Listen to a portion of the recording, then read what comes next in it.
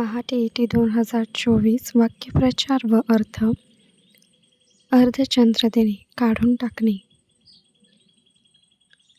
अडत्यात सापडणे, दोन्हीकडून संकटात सापडणे.